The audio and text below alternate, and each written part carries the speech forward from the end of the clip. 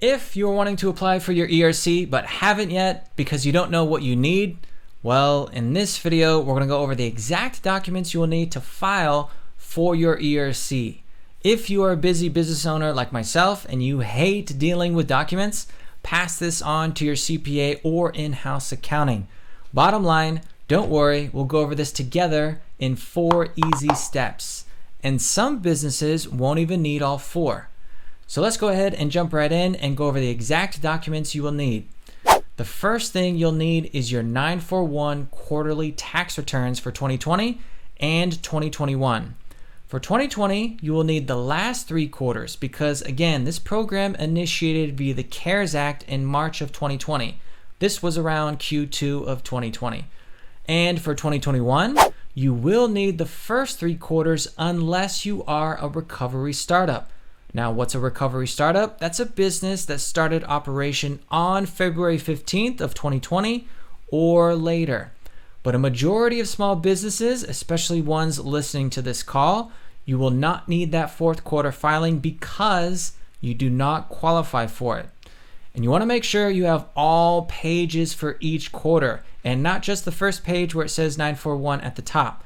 It'll be about 3 to 5 pages in total and look something like this. Next is payroll summaries. You'll need the same quarters from your 941s, which are the last 3 quarters of 2020 and the first 3 quarters of 2021. And make sure these documents include employee names, dates, and payroll amounts because refund calculations are based on wages paid. Also include active and terminated employees because the number of employees is a requirement for qualification. You can get these documents from payroll companies, including PEOs, like professional employer organizations, or payroll software, or your bookkeeper or accounting departments. Lastly, make sure these summaries are in a monthly or quarterly format for easy ERC filing. Next is PPP loans. If you received PPP, you will need these documents as it affects your ERC refund amount. Make sure you have both rounds of PPP, round 1 and round 2, if you filed for both. We want to look for the amount of PPP, if it was forgiven or not, and if it was forgiven over the 8 or 24-week period. The reason being, when you file for ERC or you hire a third-party specialist to file for you, they will need these in order to calculate your ERC refund amount.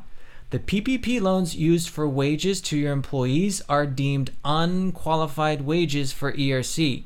So please have these details on hand for your specialist so they can compute an accurate refund amount. If you did not receive PPP, of course, you will not need these documents. Lastly, profit and loss statements for 2020 and 2021. This is more to double check numbers, and if you hire a third-party specialist, which you don't have to, but I highly recommend because this is a complex filing, this is mainly to cross-check with your payroll summaries.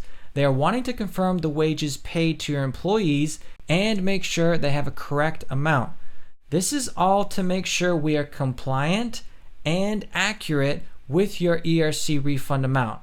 So there it is. Those are the documents you will need to file for your ERC. You can start compiling these documents now to make it easier for when you file or when you engage with a third-party specialist because they will ask for these documents to review and approve you for your ERC refund amount.